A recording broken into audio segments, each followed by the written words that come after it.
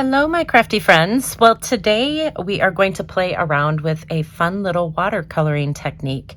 Now, if you are not really into watercoloring, don't worry because I have an alternative design or card idea that I'm going to share with you as well. Hi, it's Lynn Dunn from Stamptastic Designs. Thanks so much for joining me today. In this episode of Stamptastic TV, I have 4 different card ideas that I want to share with you that feature the Sepia technique.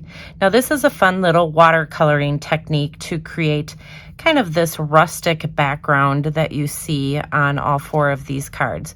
So I'm going to show you how to do the technique using watercoloring to color in your little floral images.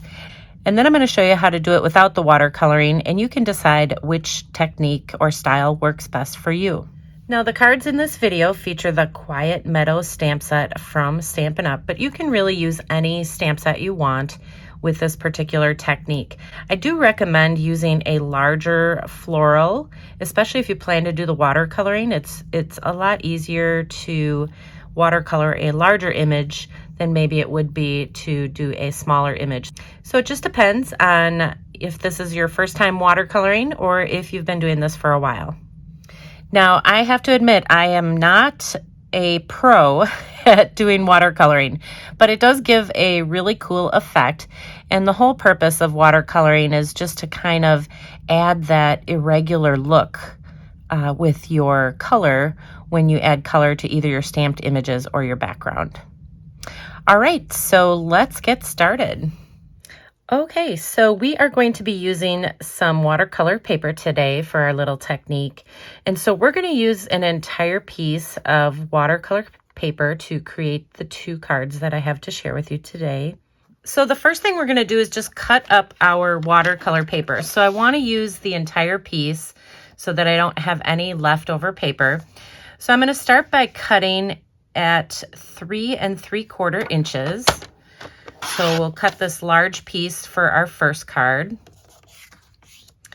And then we'll take this leftover piece and we'll just cut a 2-inch piece off of here. So it'll actually be 2 by 5. And then this little piece will be 1 1/4 by 5. So these 2 pieces we will use on the second card. Okay, so now we have our paper cut, so we're ready to do the sepia technique. So basically, I'm going to be using some water painters. So these are the new water painters from Stampin' Up. So there's a variety of different brush tips, which I really like. This will work with the old one. So if you have an aqua painter, this will work with the old one as well. So the cool thing about these water painters or aqua painters is that you just basically unscrew the top and then you fill it with water and then you screw this back on. So this is how we're going to do our little watercoloring technique today. So I'm going to start out with the larger brush because what we want to do is we want to get our paper wet. So not soaking wet, but we want the whole entire piece covered with water. This will just help us with our technique. So you want to make sure you get enough water on there that everything is wet and that your ink will easily slide around. So I'm going to do that with each of the pieces. So once you have your paper covered with water, then we're going to take our ink. So I'm going to be using soft suede ink. And what I'm going to do is just ink up like the side of my block. I'm just going to add some ink to the side of my block. Then I'm just going to take another painter, a water painter, and then just let the magic happen. So I'm not even squeezing any water out. It's just kind of reacting to the water that was on here. And I'm just smoothing it around so that we cover the entire piece.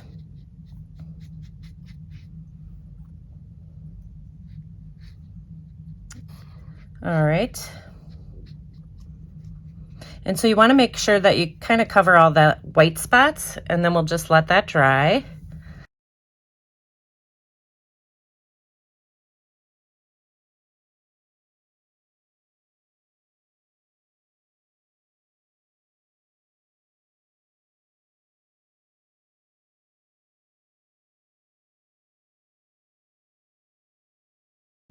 So every time you do this technique, it'll turn out just a little bit differently. Okay, so now we can let this dry, or you can use your heat tool to dry it a little bit faster. Okay, once your pieces are dry, we are ready to do the stamping. So I'm going to be using some StazOn ink. So StazOn is a permanent ink, and it's perfect for watercoloring because it won't run or smudge. And we're going to be adding a bit of water to our stamped images. So I want to be sure that I'm using, you know, a permanent ink. So I'm just going to ink up this floral image.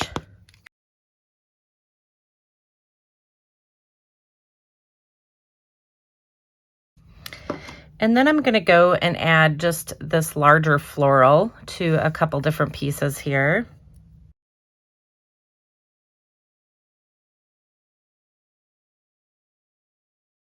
All right. And then I'm going to use the little splatter image that was from the stamp set. I'm going to use that, and I'm going to add splatter across all of these different pieces here, just using this black ink.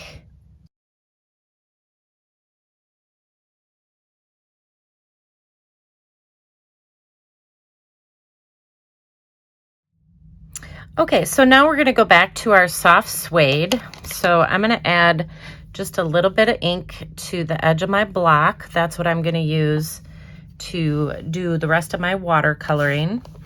And I'm going to use more of a fine tip pen here. And then I'm just going to highlight different parts of my image.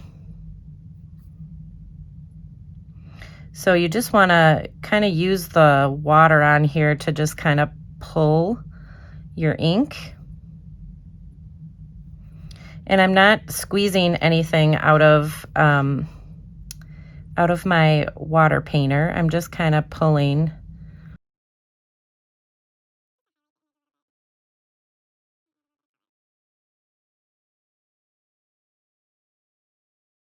So you're just going to kind of go around and do this to all the different images. Just kind of adding a little bit of color. And you can squeeze a little bit of water onto here if you want to lighten it up a little bit.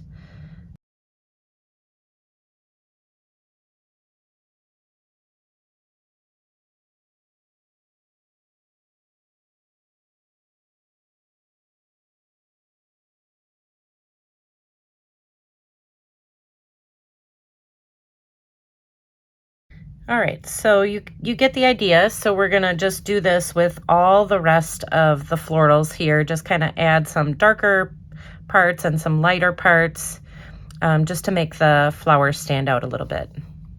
Okay, so now that we have finished our watercoloring, we're gonna use another little technique. So I have a little bit of bleach here in this little container, and I'm just gonna use a regular paintbrush. And so what we're going to do is just kind of highlight different parts of the flower, and you'll be able to see that the bleach is going to just add this white mark kind of like to the tips of the flowers. And it just is such a cool little technique. And you can just add little bleach lines wherever you want them. You know, it's basically going to be removing the color and just kind of highlighting the different parts of the flower. So you can see as it soaks in, it just gives it such a cool look. So I'm going to go ahead and do all the bleaching on these pieces, and then we'll get to putting the cards together. Okay, so all the bleaching is done. So you can see how that little bit of bleaching just kind of accents the flowers. And it kind of takes away some of that jaggedness, you know, from doing the watercoloring, because watercoloring isn't very perfect. So this kind of defines it a little bit and perfects it a little bit for some of us that feel the need to do that. But it also gives it a really cool look. So the next thing I'm going to do is I'm going to take some Versamark ink, and we are going to do a little bit of heat embossing because I love the white from the bleach. And so I want to add some, you know, a little bit more white on the card, just to kind of soften it up a little bit. So I'm just using one of the images from the stamp set. And I'm just going to stamp this in a variety of different spots. So let's go right across here. And then we're going to add some white embossing powder, and we will heat to set these images. So we'll just sprinkle some embossing powder on here, and we'll tap off the excess. And then I'm going to heat to set this image. All right, so this is how it turns out. It just looks really cool. And so now we're going to create our card. So I'm going to start with a piece of soft suede cardstock for the base of the card. So it's a standard card base. It's 5.5 by 8.5, and it's scored in the middle at 4.25 inches. The next thing I did is I just cut a 4 by 5.25 inch piece of white cardstock. So we are just going to adhere these two pieces together. So remember, the watercolor paper is 3 3/4 inches by 5 inches. So it fits perfect with this white matted background. So now I'm just adding a little bit of twine, and I've just wrapped it around this cardstock piece twice. And then we'll just tie the ends into a little bow. Okay, so now I've created my little bow with my twine, so I'm just going to adhere this to the card front. So the next thing I did is just cut a small piece of vellum. This is actually some scrap vellum that I had, so it's just 1 3/4 by 1 inch. And I'm just going to add this right behind my greeting. So I created this greeting using one of the dies from this set. And then we'll just add this to the bottom part of the card. And that's it. And so you can really add pearls or whatever kind of embellishments you want. But it's just kind of a fun way to play around with the watercoloring to create this beautiful card. Okay, so we are ready to create card number 2. So these are the 2 smaller pieces that were left over from that watercolor paper.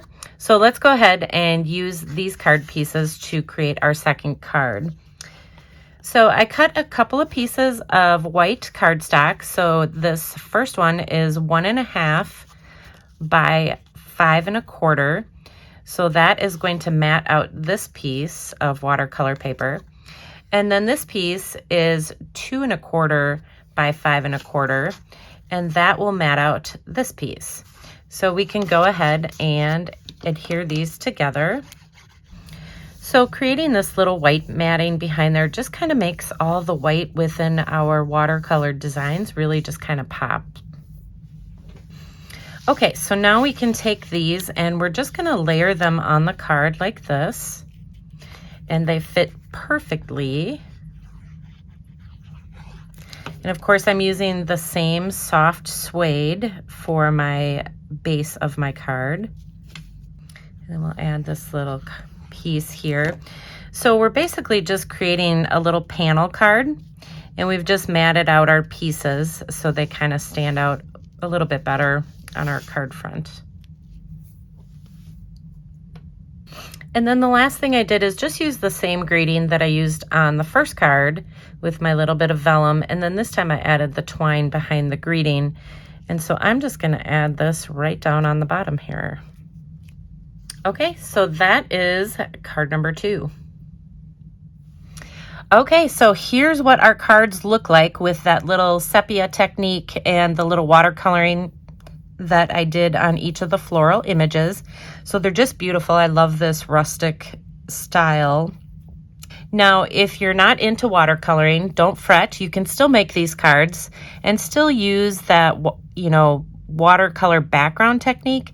I find that it's very easy to do like a background technique with watercoloring, but it requires a little skill and a little bit of practice to do the watercoloring like on your actual images. So if you just want to do the background technique just to kind of become familiar with watercoloring, then these next cards are going to be perfect for you. So I basically did the sepia technique in the background for these cards the same way that I shared with you earlier. The only difference is that when I stamped my images, I just left them. I didn't color them in. I didn't add any additional brown color on the florals. I just stamped the image using black ink and then just left it. And then I decorated it, you know, the same way. I added my embossing and then I added my little greeting. So it's the background of these cards that just makes these cards so beautiful. So let me show you the cards side by side just to give you an idea of how different they are. So this is the one where I added a little bit of watercoloring in each of the flowers. And I use that bleach technique to just kind of whiten up some parts of the flower. And then over here, I just left it blank. So you can see the difference between the two, but both are very beautiful. And they were both fun to create. And then here's the other cards side by side, but it's the same concept for creating the cards. You just do that sepia technique in the background. Here you can add your little bit of watercoloring and bleach, and here is what it looks like when you don't add that watercoloring and bleach. Okay, so there you go. Now you have 4 different card ideas that you can use with the sepia technique to create some beautiful cards with any stamp set that you have on hand. And if you enjoyed these card ideas, feel free to download the printable tutorial. You can find the link in the description below this video. Thanks so much for joining me today. If you enjoyed this video, please let me know by liking it and sharing it with your friends. Leave me a comment below to let me know what you enjoyed most about the video and the cards shared here today. Have a fun and creative day, my friends. Take care.